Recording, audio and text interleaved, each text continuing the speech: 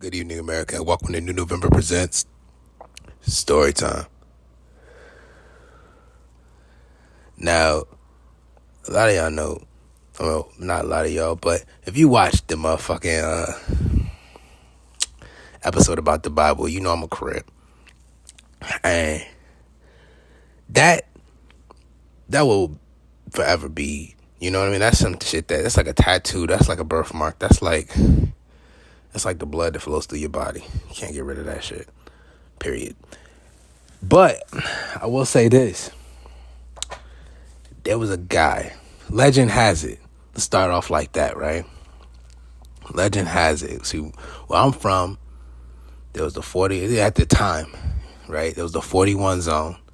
These are neighborhood gangs. It was 41 zone in Alexandria. There was 7 Woods in Alexandria. And then there was this small faction. I wouldn't call them a gang, even though gang was in the name.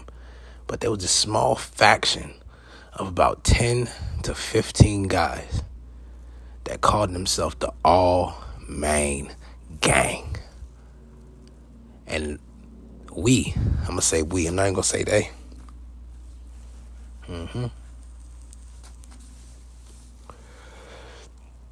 We called ourselves the AwwManeGang after the catchphrase of the CEO or inventor, the leader of the AwwManeGang, the hurt god, Mr. D. Kyrie.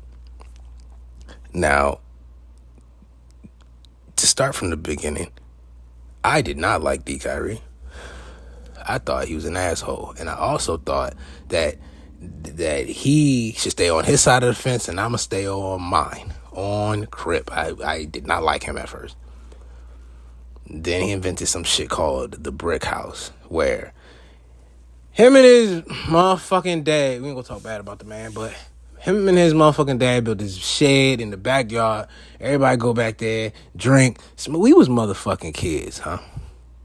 Yo, we was kids. 17 through 24 years old. We was kids in that bitch. You know what I'm saying?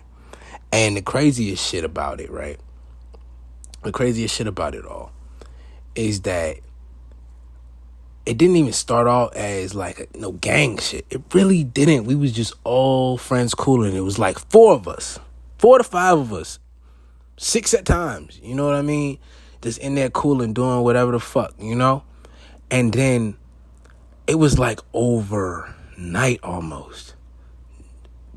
New niggas start showing up, talking about something. Oh, man. That's another thing. That's how we greeted each other. Like going, oh, man. You got to say it like that. You also got to put your arms out and shake your legs inward when you do it. So you got, oh, man. You got to hit it like that.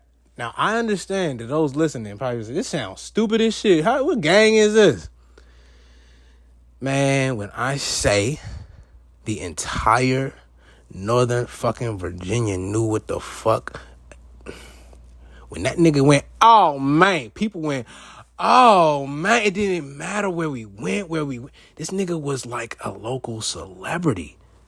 He really was, and that's why so many niggas hated him. Because he had this power, this influence, so people wanted to just be like this nigga, man. So, check it out, right? We in this bitch, we chilling, we just having a good time, we just doing whatever. We friends, we homies, we got each other's back. I remember one day I walk in this bitch. He's like, Izzy, come over. All right, here I come. Coming over, rolling up, we about to do, we about to, we eat. You know what I'm saying? We about to do our thing. You know what I'm saying? I'm a kid, I'm having fun. I walk in this bitch, Smokey is a motherfucker already. My weed ain't even lit. I'm like, okay, Kyrie in here smoking. It's like 7 to 8 niggas I never seen before in my life walking around this motherfucker like they been here 1,000 times, like they me or him. Yo.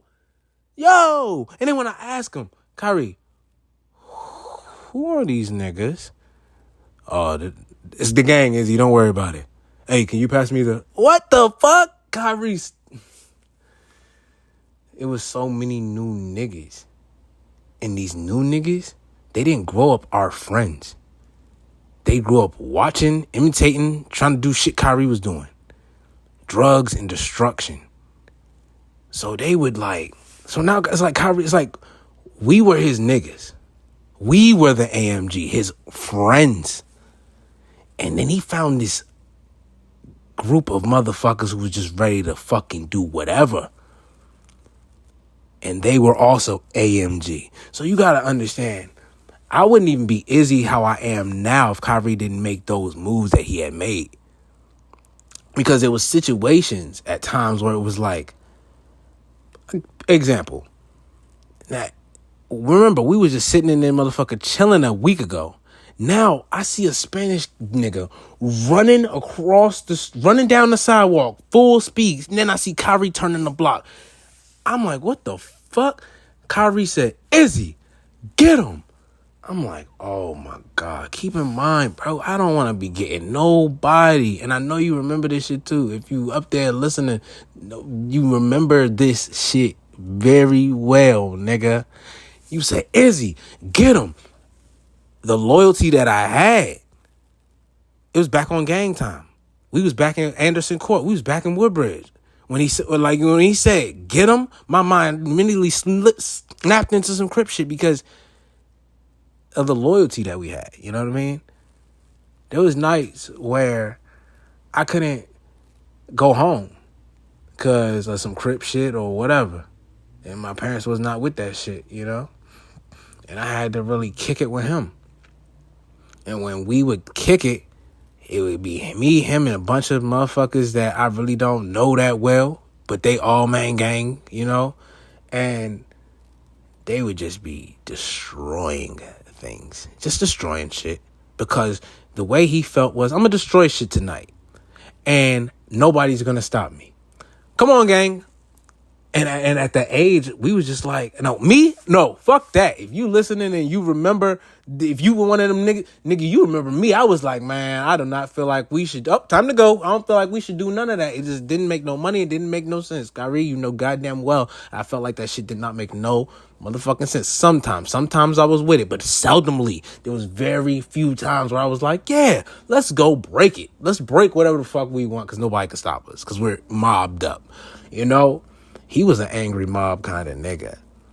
You know, the AwwManeGang was an angry mob. And the craziest shit was, that's what kind of like took him away from us. The real AMG, his friends, you know? Because he got hooked up with a whole bunch of other motherfuckers that said they was down, said they was homies, said they was gang, said they was, you know? And he took some pills or he took something. He took something that had the wrong shit in it. I know what happened, but I'm not about to. He took something that had something else in it. And instead of his AwwManeGang being there for him, they rolled out because they weren't gang. They were just niggas you met along the way. They were just niggas you met along the way.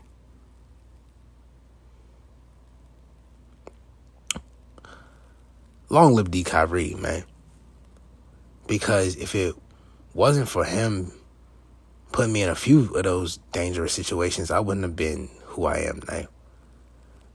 Like now? I don't know, man. Back in the day, you know, if a nigga said something, woo, I'm not gonna lie to you, I would go to Kyrie. I'd be like, man, what you think I should do about this? What you think I should do about that? Kyrie been in the center of so many of my problems and my beefs with niggas that when he passed, all I could do was say, what would Kyrie do? So these days, whenever I get a nigga who's, I don't know, out of pocket, talking about some shit he ain't got no business talking about or got my name or my set in his mouth all wild, I say exactly what Kyrie to say. Who the fuck are you talking to, nigga? Do you know who I am? Rest in peace, Hurt God. I'm out, y'all.